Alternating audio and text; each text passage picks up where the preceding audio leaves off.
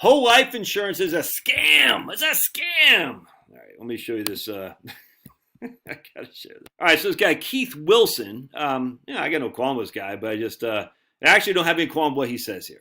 He says, in my 30 years in business, a total of 0 people have ever walked into my office with over $1 million of accumulated cash value in their life insurance. But yeah, I've met hundreds, if not hundreds of folks who have been able to accumulate millions of dollars from scratch in 401ks and IRAs. Insurance is for the managing of risk of premature death and wealth protection after it's been accumulated. It's simply not an efficient accumulation tool. If it was, I'd sell it for my accumulation, but I don't. And I got no qualm with that at all. None.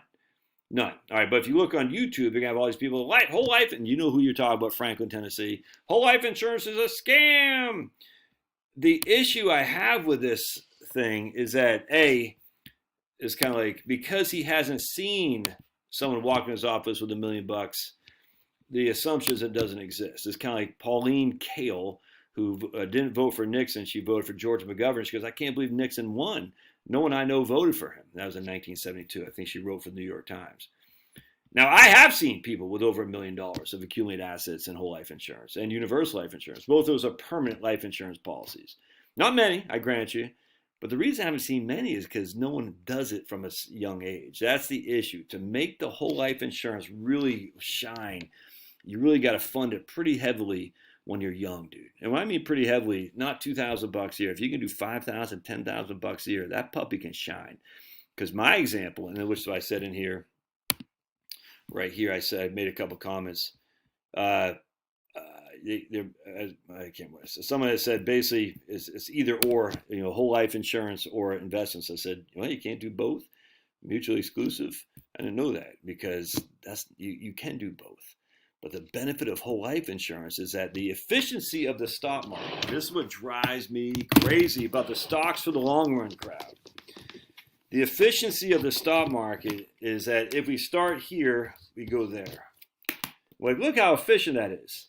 Oh, my furry friends, do not look how the volatility of the stock market makes it less efficient just inherently. That doesn't mean you don't invest in stocks. But the idea of stocks for the long run, stocks will always beat bonds, always beat cash, always beat this. Well, you can't see. We don't know. No one knows that. And we can look at Japan. We can look at the Great Depression. We can even start in 1871.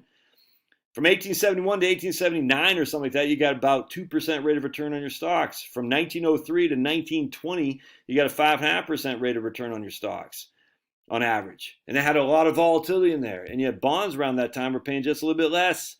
And bonds didn't have the same near level of volatility. In life insurance, there is no volatility. It just is what it is. Doesn't mean you can make any money, but there is no volatility. So so I would say you can make an argument an efficient portfolio that never goes down is more efficient, especially when it comes to taking distributions, than a portfolio that might give me more money, but it is higher. You see what I'm saying?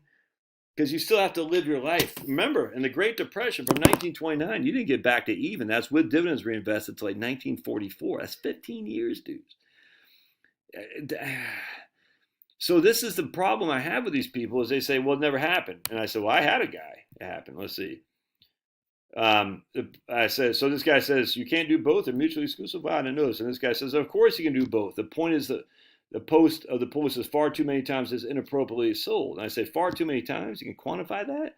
We could easily say investments are far too many times inappropriately sold. 10 to 12% expected rate of return comes to mind. It boggles me. All right, so let me show you this guy. He emailed me this today. Actually, it's funny. He just emailed me this today. It's great. This guy kicks. I love this guy, man. You don't see his name on here, but he put some funny stuff about how he's helping. It's just I'm just taking some of this off because I don't want you to know who this guy is or anything. But he had some other stuff to say to his email, not about the life insurance people, about what he's doing on his day-to-day thing with his significant other. Cracked me up. So kudos to you there, guy. A little over $1 million in real estate and a couple in liquid assets. Haven't begun to collect Social Security. Played money comes from dividends and trading options. In addition, I have a New York whole life insurance policy with a death benefit of $1.6 million. A cash value about $900,000. And this is the drawback here because he's not married, this guy. He's got a significant other who has her own kids and stuff like that, but he's not married. So we have a lot of cash value. We don't need that death benefit, if that makes sense.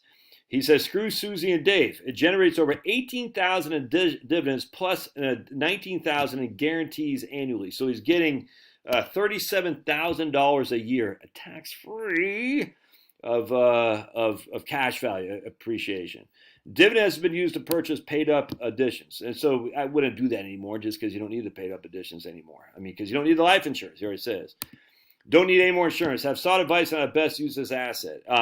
So if we take his $37,000 that he's getting tax-free off his $900,000 of cash value, he's getting 4.1%. And I can't say guarantee because I haven't seen the policy, but pretty doggone close, tax-free. If he's in a high tax, we'll just say a 25% tax bracket, that means he's getting tax equivalent yield of 5.5. Dude, even my man Alberto, who doesn't follow me anymore because he doesn't like my stance on reverse mortgages, he said he was able to buy some 5.5 tax-free municipal bonds in California in 2009 or something like that. Dude, if you can get and that's 5, I think it was 5.5. I don't think it's tax equivalent yield. I think he was getting 5.5.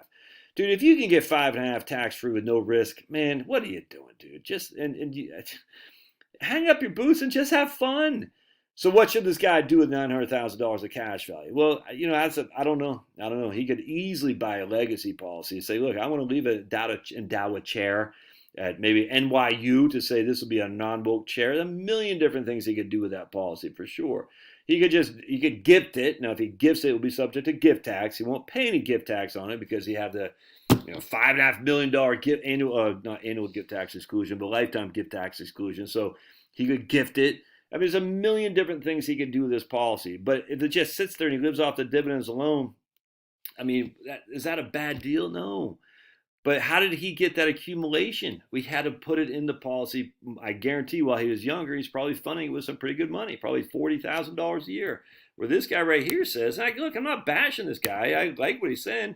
He's saying, he says insurance for managing risk or wealth protection after it's been accumulated. But you don't have that kind of scratch in an insurance policy after it's been accumulated because you're so old by then. It's going to be tough to get underwritten for any significant cost.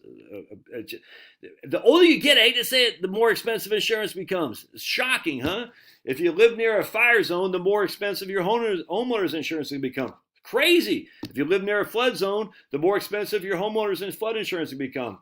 Shocking. If you're older, you're more likely to die. You're closer to death, the more expensive your life insurance is to come, without question. There's a million different things he could do. He could reduce the death benefit. He could just take cash value out, but he doesn't need the money. I would, in this case, I just use it for an endowment. I say, look, I'm going to endow something. I don't know what it'd be. A million different things. You give it to freaking anti-abortionists and say, hey, we need you out there, baby. You know what I'm saying? What a million different things. But, all right, so let me show you something else here, too. For any young advisor reading this, do not get sucked into propaganda either for or against insurance. Insurance is just like a firearm. It's an inanimate object. In of itself, it carries no morality.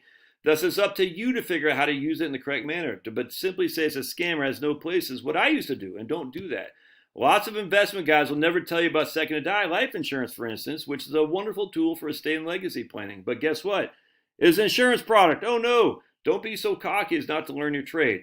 And, again, this guy seems like he's all right. Keith, well, I got no qualm with that guy. He seems like he's all right. But all the other guys just going, and I said I got a guy who had literally $3.5 million of cash value in his life insurance and a $5.5 million death benefit. And the same thing with this guy. He had a guarantee from USA at 5.85%. You're not going to see this anymore. Guaranteed 5.85%, amigos. If he's in a 25% tax equivalent, a 25% tax bracket divided by 0.75, that's a 7.8% tax equivalent yield, guaranteed by USAA.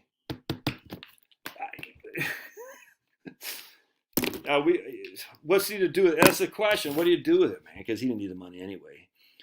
I mean, he had a wife. I can't remember if he had kids or not.